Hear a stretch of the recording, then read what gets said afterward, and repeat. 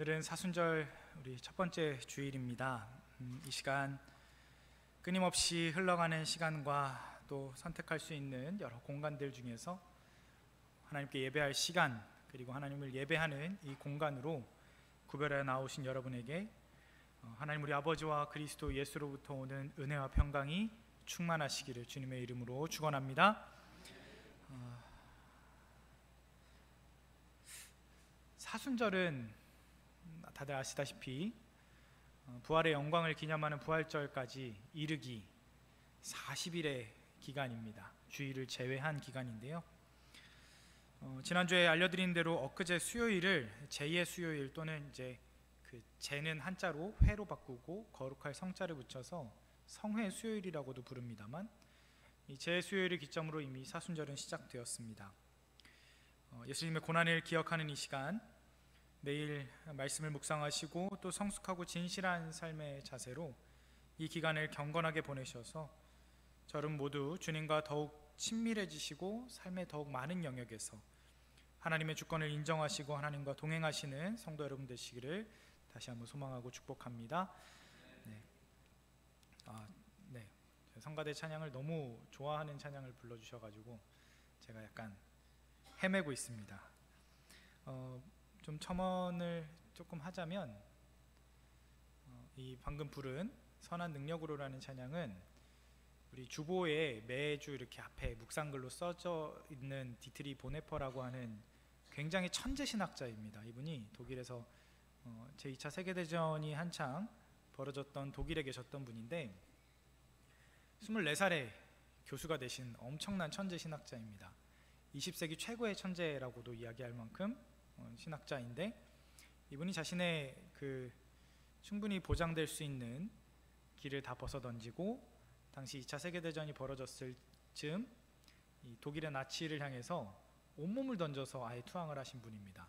그래서 방금 이 선한 능력으로라고 하는 이 번역된 찬양은 그가 투옥된 상태에서 감옥에서 최후의 자기의 인생을 얼마 남겨두지 않았을 때 그의 연인과 더불어 나눴던 편지의 일부입니다. 자신의 삶은 얼마 지나지 않아 꺼져갈 것을 알고 있었지만 선한 능력이 우리를 감싸시고 인도하실 것이기 때문에 그날을 오히려 앞서 소망하고 희망한다는 그 문구가 오늘날 우리에게 던져주는 메시지가 상당하다고 생각합니다. 비록 우리 모두가 우리 사회도 그렇고 지금 우리 교회 현실도 그렇고 또 우리 각자 개인에게도 아마 나누지 못할 아픔들이 개개인에게 있으실 텐데, 그런 고난의 시간을, 그런 터널 같은 시간을 보내는 중에 계신다 할지라도 하나님께서 저 여러분을 선한 능력으로 이끄시고 감싸 안아주시기를 다시 한번 소망하고 축복합니다. 하도 오래된 일 같은데 여러분 코로나19 기억나십니까? 엄청 옛날 같으시죠? 근데 불과 몇 년 전만 하더라도 우리의 모든 일상을 하나부터 열까지 다 통제했던 게 코로나19라고 하는 전대미문의 엄청난 사건이 있었습니다. 누구나 실내에서는 당연히 마스크를 썼어야 했었고, 심지어 바깥에서도 마스크를 쓰고서야 돌아다니는 것이 당연하게 여겨졌던 시절이 있었습니다. 혹시 의자에 앉을 일이 있으면 최소 1m, 가급적 2m 정도 거리는 유지하라고 하고, 손을 소독하지 않았으면 절대 서로 접촉하지 않는 게 미덕이기도 했습니다. 심지어 한 공간 안에 절대 4명을 넘기면 안 됐던 시절도 있습니다. 제 기억으로는 아마 3인도 모이면, 가족을 제외하고는 3인도 모이면 안 됐던 기간도 중간중간 있었던 것 같긴 한데 사실 저도 잘 기억이 안 납니다. 되게 옛날같이 느껴지지 않습니까? 근데 회상하건대 국내에도 이 백신이 들어와서 우리가 접종도 하고 또 집단 면역이 이루어지고 나서부터는 풀리긴 했습니다만, 그 전에 우리가 얼마나 정말 힘들고 괴로운 시간을 보냈는지 한번 돌이켜보면 저는 이런 적도 있었습니다. 우리나라 2020년 초에 이제 국내에는 처음 감염 사례가 발생을 했는데, 당시에 저는 이제 군목이었거든요. 이제 군에서 이제 장교이면서 목사로 군 생활을 하고 있을 때였는데 7월 달에 2020년 7월 달에 제가 원래 경기도 연천에 있는 5사단이라는 곳에 근무하다가 양주로 자리를 옮긴 8사단으로 막 신규 발령을 받은 적이 있습니다. 이제 전임 전입 전출을 한 거죠. 새로 부임한 부대에서, 교회에서 그래도 또 새로운 마음으로 예배를 막 드리고 부대에서 부대 생활도 했습니다. 근데 두 번째 주일까지 예배를 드렸는데요, 그날 사건이 발생했습니다. 저는 8사단의 포병이라는 부대에 있었는데, 포병여단이라는 곳에 있었는데, 다른 부대 8사단 안의 다른 여단에서 하필이면 군 내 첫 집단 감염 사례가 부대에서 발생을 한 겁니다. 근데 당시에 역학조사라고 도대체 누가 퍼뜨렸냐, 슈퍼 전파자 막 이런 걸 찾을 때였어요. 근데 그 전파자가 경로를 보니까, 이동 동선을 보니까 교회가 끼어 있었습니다. 그래서 첫 군내 집단 감염 사례가 저희 인근 부대에 있는 교회 예배라고 아예 콕 집어서 사고 사례가 전파되었습니다. 군대가요, 아주 일관적으로 이렇게 팍 통제가 되는 집단이지 않습니까? 그 다음 날부터 전면 모든 종교 행사 금지라고 하는 조치가 내려졌습니다. 저희 교회는 아니었고, 또 저희 그 같은 주둔지라고 하는 울타리가 아니었음에도 불구하고 대면 종교 행사 집단 전면 금지라고 하는 조치가 내려지고 나니까 저희도 이제 예배를 못 드리게 됐어요. 어떻게 하겠습니까? 저는 그걸 안 하면 거의 뭐 하는 일이 없게 되니까, 지금 우리 교회에서도 하듯이 온라인으로 예배 막 실시간도 막 하는 방법을 마련하게 되고, 또 막 영상을 만들어서 편집하고 막 이러느라 정신이 없었는데, 당시 저는 길어야 한 달 하겠지, 짧으면 한 달 하겠지, 길어야 한 두세 달 하고 다시 돌아가겠지라고 생각했는데, 제가 현장에서 대면 예배를 언제 다시 드릴 수 있었냐면 16개월 지나고 2021년 11월에 처음 이제 예배당에 사람들이 모여서 예배드릴 수 있게 되었었습니다. 당시 제가 있었던 교회가요, 부대 교회가, 군교회가 건물이 굉장히 컸어요. 좌석만 380석입니다. 과장하지 않고 딱 380석이라 건물로 치면 우리 구름산교회 한 3배 정도 되는 것 같습니다. 좌석수로 치면 굉장히 크단 말입니다. 길 쫙 멀리 있는데 맨날 군종병하고 둘이 이렇게 앉아가지고 영상 촬영하고, 그 16개월 동안 조금 풀렸을 때는 찬양팀 하는 친구들 한 4-5명만 조용히 불러가지고 이 앞에 앉아있게 한 다음에 핸드폰 쳐다보고 하다가, 여러분 16개월 만에 그나마도 25%만, 수용 좌석이 25%라 해서 80명 정도 겨우 불렀는데, 와 진짜 그때 그 들어오는 친구들을 보면서 제가 얼마나 감사하고 얼마나 은혜가 되던지, 언제적 일인지 아주 옛날 같지만 제가 얘기하는 거 들으시니까 조금 새록새록 생각나지 않으십니까? 제가 그때 예배 때 자주 불렀던 찬양이 하나 있습니다. 여러분도 잘 아시는 찬양인데요, 손경민의 은혜라는 찬양 아십니까? 예.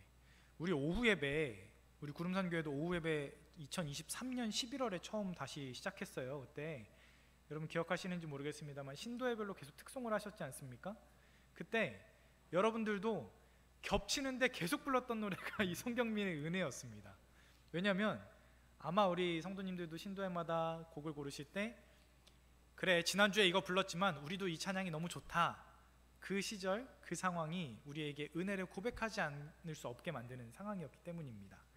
가사가 이런 거지 않습니까? 내가 누려왔던 모든 것들이, 내가 지나왔던 모든 시간이, 내가 걸어왔던 모든 순간이 당연한 것 아니라 은혜였소. 아침 해가 뜨고 저녁에 노을, 봄의 꽃향기와 가을의 열매, 변하는 계절의 모든 순간이 당연한 것 아니라 은혜였소. 이 가사, 모든 우리가 당연하게 여겼던 것들이 당연한 게 아니라 은혜였다라고 하는 가사가, 그 군대 있을 때 저도, 또 우리 재작년에 오후예배 다시 시작할 때 여러분도 같은 마음이셨을 겁니다. 근데 여러분, 우리가 은혜다, 그리고 너무 감사하다 라고 고백하게 될 때에는 한 가지 전제가 필요한데 뭔지 아십니까? 여러분 어느 때 하나님 이건 진짜 하나님 은혜입니다, 하나님 정말 감사합니다. 언제 여러분은 그렇게 감탄하시고 고백하게 되시는지요? 제가 그냥 한마디로 줄여서 말씀드리면 오늘 설교의 제목에도 써놨는데, 주권이 나한테 없다라고 생각할 때 보통 우리는 이건 정말 은혜구나, 이건 정말 감사하구나 라고 우리는 보통 느낍니다. 만약 되게 기쁘고 좋은 일이 일어났는데 하나부터 10까지 다 내 덕이야 라고 생각하는 사람은요, 뿌듯하고요, 자부심이 생겨나는 건데, 정말 내가 한 것은 정말 일천하지만 누군가의 도움에 의해서든지 아니면 하나님의 도우심과 하나님의 이끄심에 의해서든지, 또는 정말 세상에서 여러 가지 좋은 것들이 우리에게 주어져서라고 생각한다면 우리는 그때 정말 감사하다, 정말 하나님의 은혜다 라고 고백하게 되는 것입니다. 나의 손에 있는 것이 아니라 하나님이 하신 것이구나, 내가 할 수 있는 것이 아니라 하나님이 이끄신 것이구나 라고 고백할 때 우리는 비로소 은혜와 감사를 고백할 수 있게 된다라는 것입니다. 오늘 신명기 말씀을 보면요, 여러분 먼저 본문 말씀 신명기를 보셨는데 내용이 어떤 내용인지 혹시 기억하시는지요? 이스라엘 백성들이, 신명기라는 말씀은요, 이스라엘 백성들이 광야에 있는데 가나안으로 들어가기 직전에 모세가 한 번 더 베푸는 모세 설교문입니다. 신명기라는 전체가 사실상 모세 설교문이라고 보시면 됩니다.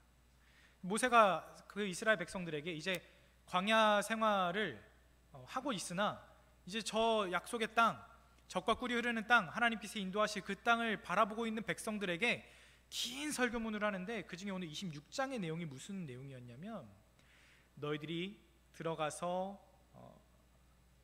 마주하게 될, 이제 정착하게 될, 거주하게 될 그 땅에서 이제 토지의 소산을 얻게 되거든. 그 만물을 다 모아가지고, 만물이라는 건 첫 번째 소산입니다. 첫 번째 소산은 다 모아가지고 하나님께 봉헌해라 라는 것입니다. 이 만물, 처음 열매를 드린다는 것은요, 여러분, 처음 것만 아니라 사실 그 이후에 모든 것을 다 하나님께 드리겠다, 이 처음 것이 하나님 것이니 나머지도 다 하나님 것입니다 라고 하는 고백이기도 한데요, 여러분, 우리가 이걸, 성경을 거룩한 말씀이기 때문에 거룩하게 읽으면 그냥 넘어가지만, 사실 성경은 가끔 내 이야기로 대입시켜서 읽어보셔야 됩니다. 거부감 없이 그냥 읽지 마시고, 여러분에게 만약 이런 명령이 주어진다면, 여러분에게 만약 이런 설교가 들린다면 여러분은 어떻게 받아들이실 수 있으시겠어요? 내 일이라 생각하고 본다면, 여러분 솔직히 말씀드리자면 이 본문이요, 신명기 26장의 본문은 아주 어려운 명령입니다. 아주 도전이고, 이걸 들어야 돼 말아야 돼 싶을 정도로 심각하게 고민될 만한 이야기입니다. 왜냐하면 이스라엘 사람들이 지금 곳간에 쌓아둔 것도 많고, 올해 새로 수확물이 있어도 어차피 쌓인 게 많으니까 이거 걷어서 드리면 되지, 이게 아니라 지금 광야에 있고요, 광야에 들어가게 되거든 그 기나긴 40년의 일종의 보릿고개를 넘어서 겨우겨우 첫 수확을 얻었으면 어떻게 하고 싶겠습니까? 사람의 마음이라면 드디어 이거 생겼어 하면서 인간적으로는 집착이 생길 법하지 않겠습니까? 또는 우리 이제 고생 드디어 좀 끝났어, 너무 40년 동안 고생만 했는데 조금 쉬고 놀고 좀 편하게 좀 있자 하지 않겠습니까? 보통 어디에나 동서고금을 막론하고 인간의 문명과 문화가 발달한 곳에서는 추수한 계절이 있을 때는 언제나 추수제가 있기 마련입니다. 감사제 또는 축제가 있기 마련입니다. 우리 한반도에 지나온 역사에도 있고 동서고금을 막론하고 대부분 다 있습니다. 그런데 모세가 명령하는, 하나님의 말씀을 대언하는 모세가 명령하는 오늘 본문의 말씀은 무엇이냐면, 그런 와중에도 첫 만물은 하나님께 드려야 된다라고 하는 것입니다. 이게 너무 좀 가혹하지 않습니까? 저는 이 말씀 읽는데 진짜 할 수 있을까라는 생각이 사실 제일 먼저 들었습니다. 근데 모세가 하는 말 속에 그럼에도 불구하고 왜 이런 명령이 가능한지, 이스라엘 사람들은 왜 이 말씀에 순종해야 하는지가 본문 속에 들어있습니다. 우리 신명기 26장 1절부터 3절까지 다시 한번 읽어봤으면 좋겠습니다. 신명기 26장 1절로 3절까지 같이 다시 한번 읽어볼게요. 네, 하나님, 시작. 네, 하나님 여호와께서 내게 기업으로 주어 차지하게 하실 땅에 네가 들어가서 거기에 거주할 때에 내 하나님 여호와께서 내게 주신 땅에서 그 토지의 모든 소산의 만물을 거둔 후에 그것을 가져다가 광주리에 담고 내 하나님 여호와께서 그의 이름을 두시려고 택하신 곳으로 그것을 가지고 가서 그때에 제사장에게 나아가 그에게 이르기를 내가 오늘 당신의 하나님 여호와 아뢰나이다. 내가 여호와께서 우리에게 주시겠다고 우리 조상들에게 맹세하신 땅에 이르렀나이다 할 것이오. 아멘. 여러분, 이 세 계절 안에 하나님의 이름 여호와, 물론 여호와라는 이름은 제가 만약에 시간이 된다면 약간 좀 번역의 오류입니다만 어쨌든 하나님의 거룩하신 이름 여호와라는 이름이 5번이나 나옵니다. 1절, 2절, 3절에 걸쳐서. 이 짧은 구절 안에 하나님이 주어가 되셔서 하나님이 하신 일을, 하나님이 이루어내신 일을 5번이나 그 이름을 거론하면서 이야기합니다. 이렇습니다. 1절입니다. 하나님 여호와께서 내게 기업으로 주어 차지하게 하셨다. 네가 들어가서 거주하게 하신 땅이 있다. 내게 주신 땅에서 토지의 소산의 만물이 거두었다. 하나님 여호와께서 그의 이름을 두시려고 택한 곳이 있다. 무슨 말인지 이해가 되십니까? 기업을 주셨고 차지하게 하셨고 거주하게 하셨고 그들이 거둘 소산의 만물은 여호와께서 주신 땅에서 거둔 것이며 여호와께서 주시겠다고 맹세하신 땅에 이르렀다 고백하게 한다는 것입니다. 하나님이 주어가 되시는 겁니다. 하나님이 주권을 가지고 하나님의 의지대로 이끌어 가시는 일들을 고백하게 한다는 것입니다. 여호와 하나님께서 그 백성에게 그 땅을 기업으로 주셨고 차지하게 하셨고 거주하게 하셨습니다. 이 말을 바꿔 이야기하면 오늘 이 말씀을 우리가 듣는다면 저와 여러분이 지금 살고 있는 삶의 터전, 저와 여러분이 마주하게 되는 지금의 이 상황, 하나님께서 세우신 이 교회 역시도 우리가 주체가 되고 우리가 주어가 되는 것이 아니라 하나님의 주권 안에서 세워지고 하나님이 이끄시고 하나님이 지키시고 보호하시는 삶의 터전이요 이 교회가 된다라는 것입니다. 이 사실을 사랑하는 성도 여러분 혹시 믿으십니까? 우리가 지금 속해 있는 기업도 내 삶에 거쳐도 수고하여 얻게 되는 소산은 물론이고 지금 모여있는 예배하는 이곳과 심지어 내 생명까지도 하나님의 주권 안에 있다라고 여러분 고백할 수 있으시겠냐 이 말입니다. 오랜 광야 시기를 지나서 거두게 된 만물 얼마나 눈물겹고 인간적으로는 집착도 생기겠습니까?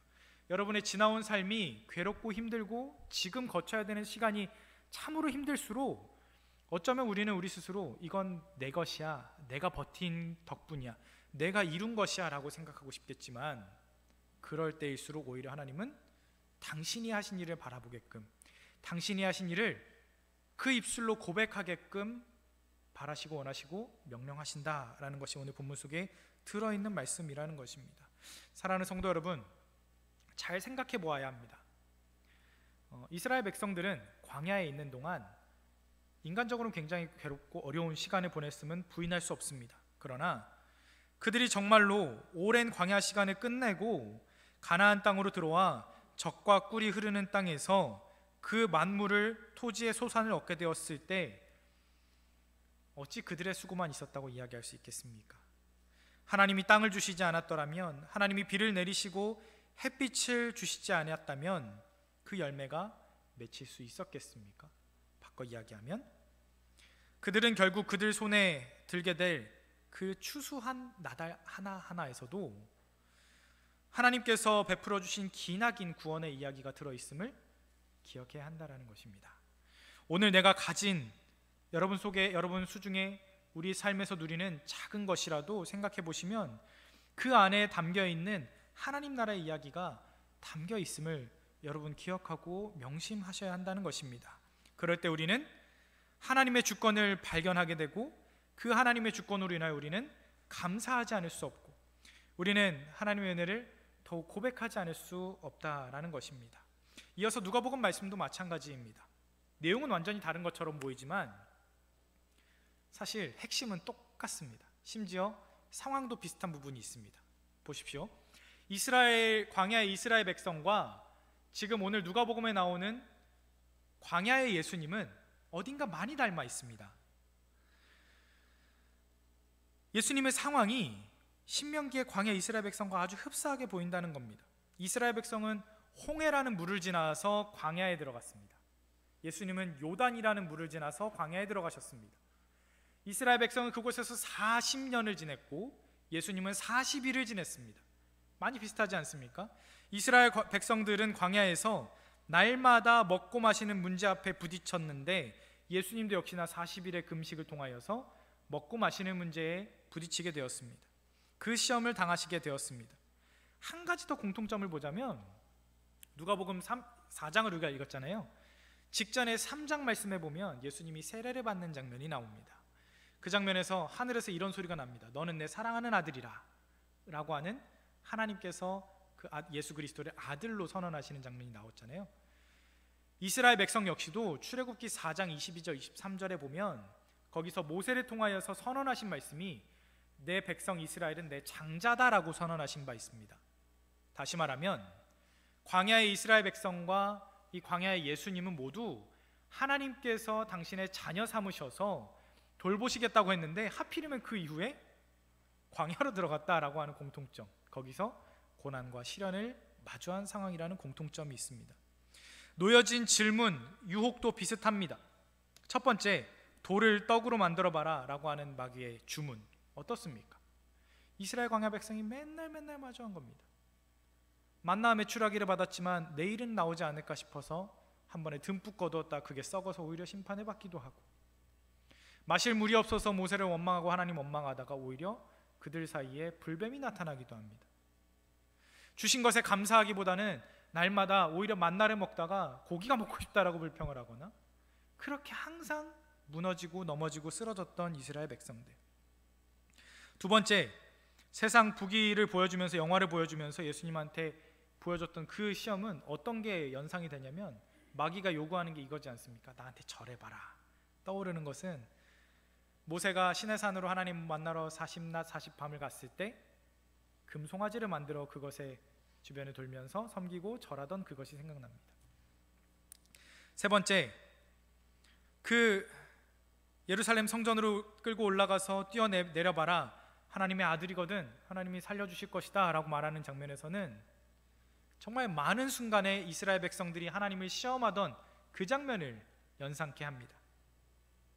비슷한 상황이지만 어찌하여 이스라엘 백성들은 날마다 걸려 넘어졌고, 한데 예수님은 그 시험을 능히 이기고도 남음이 있었겠습니까? 결론은 하나입니다.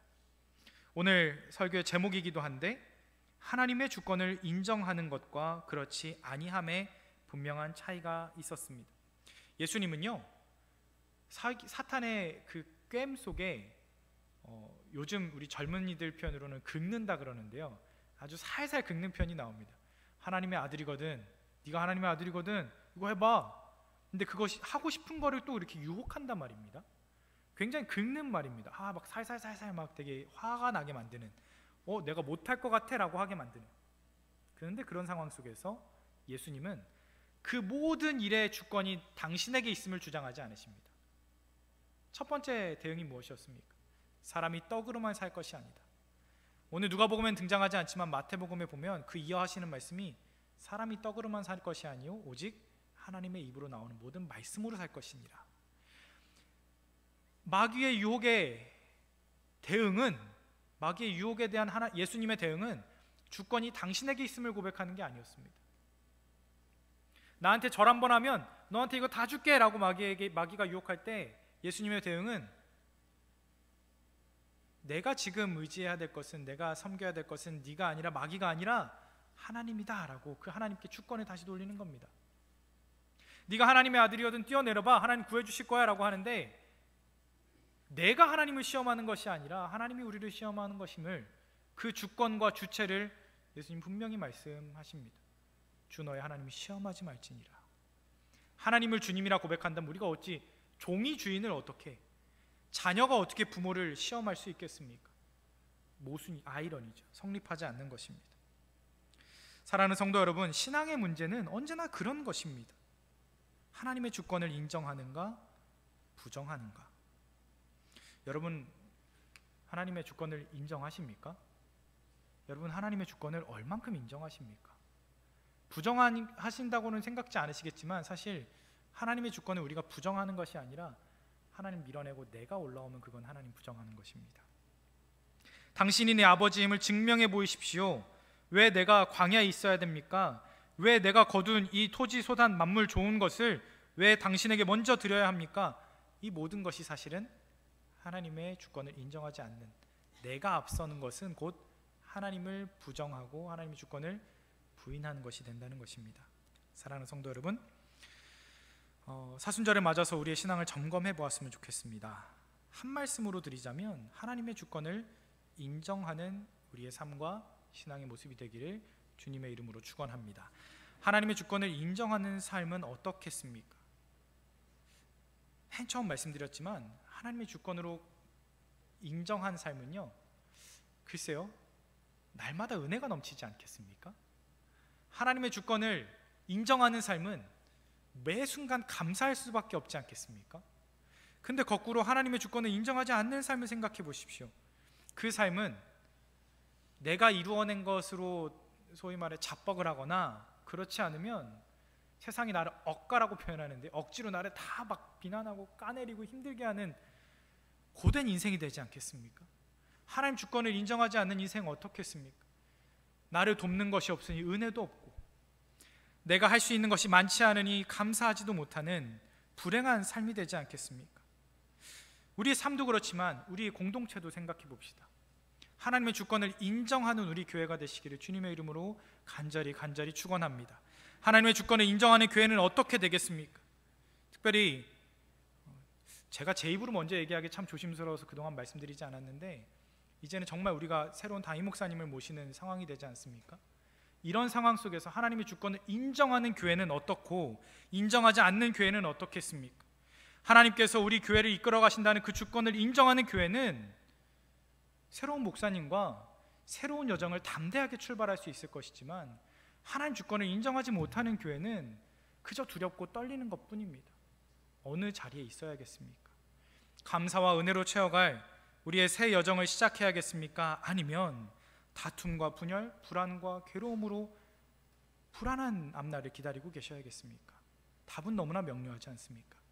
바라기는 하나님의 주권을 분명하게 인식하시고 그로부터 빚어지는 은혜와 감사로 충만한 저 여러분의 삶과 우리 구름산교회 모든 지체와 성도들 되실 수 있기를 주님의 이름으로 간절히 축원합니다. 기도하겠습니다.